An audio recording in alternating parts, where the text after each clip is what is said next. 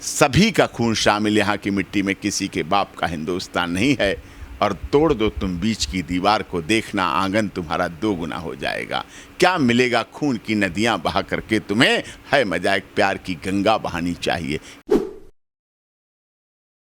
फिर मेरे संबंध से बड़ा पैसा नहीं होता है। पैसा बहुत कुछ है लेकिन सब कुछ नहीं है। में एक प्रश्न उठता है कि सीमा जैसे पाकिस्तान से भारत आ गई, ऐसे तमाम और भी लड़कियां आना चाहे तो क्या उन्हें भी नागरिकता मिल जाएगी आने वाले समय में? चिंता कर रहे हो? अदनान सामी को नागरिकता दी ना। अक्षय कुमार कनाडी नागरिकता के साथ भारत में है ना। दीपिका पादुकोण विदेशी नागरिकता के साथ भारत में है ना।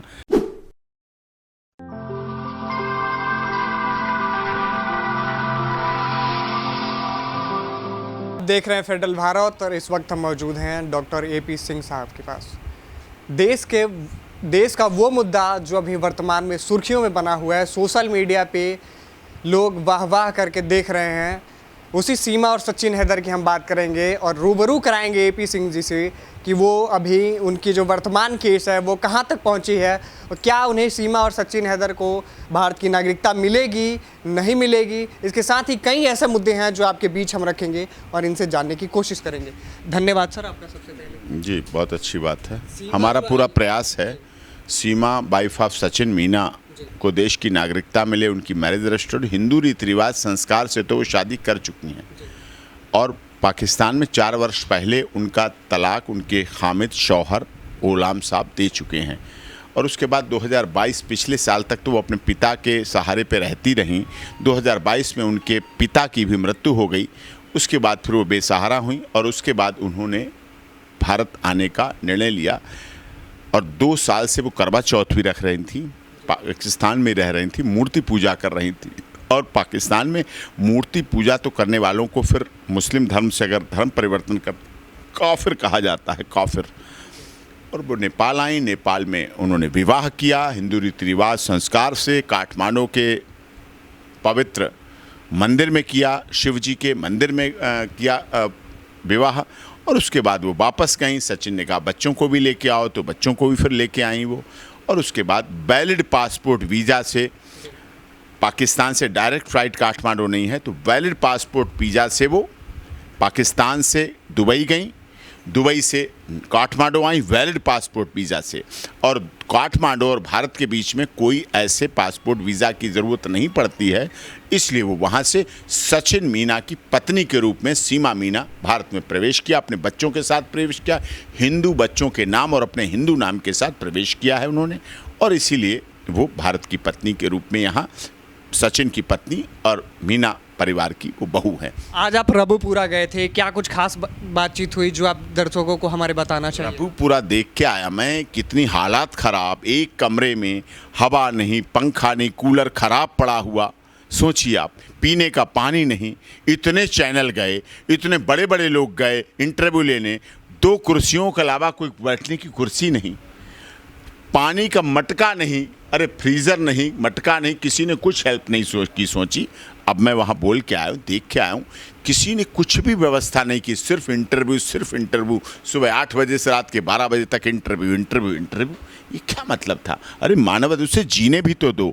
वो किसी की, उसका पिता नहीं रहा लेकिन वो बेटी तो है, 4 बच्चे हैं, 4 बच्चों की माँ तो है, उसके इतने तो अधिकार होने चाहिए, उसके जीवन में मिलना चाहिए, जो अभी तक उसके साथ नहीं हो पा रहा है। सब पूरा देश जानता है कि AP सिंह सुप्रीम कोर्ट के काफ़ी चर्चित वकील हैं और काफ़ी महंगे वकील हैं। ऐसी परिस्थिति में सीमा हैदर आखिर AP सिंह को अफोर्ड कैसे कर पाएगी? बिल्कुल सही पूछा। उनके लिए मैं डायरेक्ट तो मैं केस ले ही नहीं पाता हूँ, इतना मेरे पास समय नहीं। आपने देखा, मेरी व्यवस्थाएं भी देखी। आप तो वरिष्ठ पत्रकार हैं, सुप्रीम कोर्ट में भी रिपोर्टिंग करते हैं, ग्राउंड जीरो पर रिपोर्टिंग करते हैं और गहन अध्ययन करके रिपोर्टिंग करते हैं। हमारे पास किसान संगठन, विभिन्न किसान संगठन जिनके मैंने केस लड़े थे और स्टे दिलाया था, जिताया था, वो लोग वहाँ के नोएडा, ग्रेटर नोएडा के वो लोग, मीना समाज के लोग, अखिल भारतीय मीना समाज की संस्थाओं के अध्यक्ष, संरक्षक, पदाधिकारी, सारे लोग यहाँ भारी भारी मात्रा में कई बार आए। फिर मेरे संबंध से बड़ा पैसा नहीं होता है। पैसा बहुत कुछ है लेकिन सब कुछ नहीं है। आज जो उन्होंने भव्य स्वागत हमारा किया, फलेदा मोड़ से लेकर के गांव तक, रघुपुरा तक, मालाओं से कितनी बार पूरा लद दिया।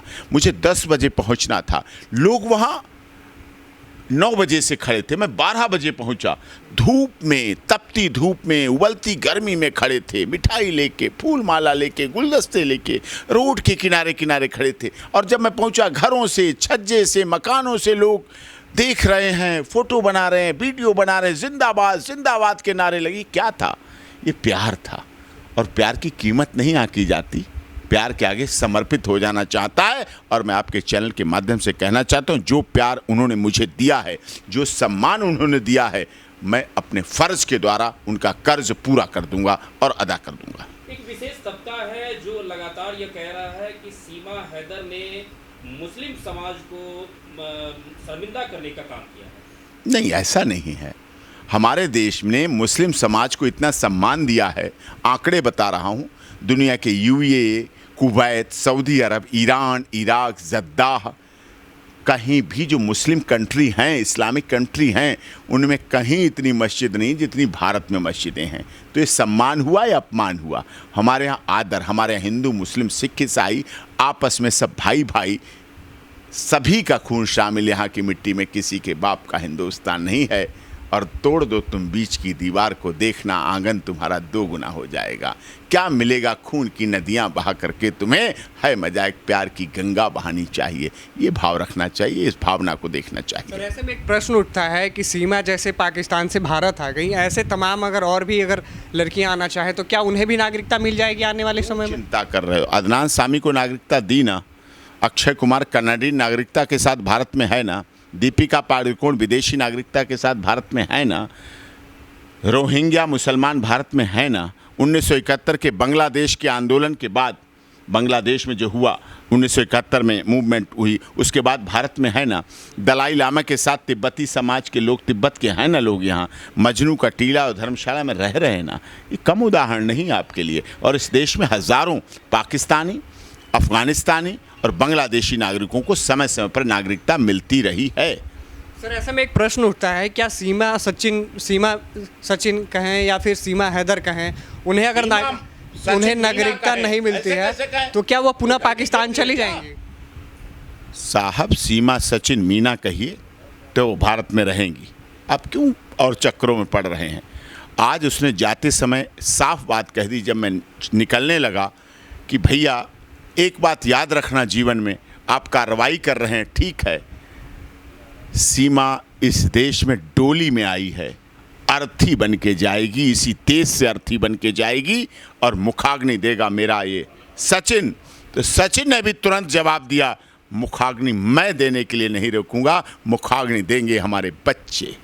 इतनी बड़ी बात कहने के बाद आप समझ सकते हैं उसके दिल में है प्रीत, जहाँ की रीत वहाँ की कथा सुनाते हैं। हम भारत के रहने वाले हैं, भारत की कथा सुनाते हैं।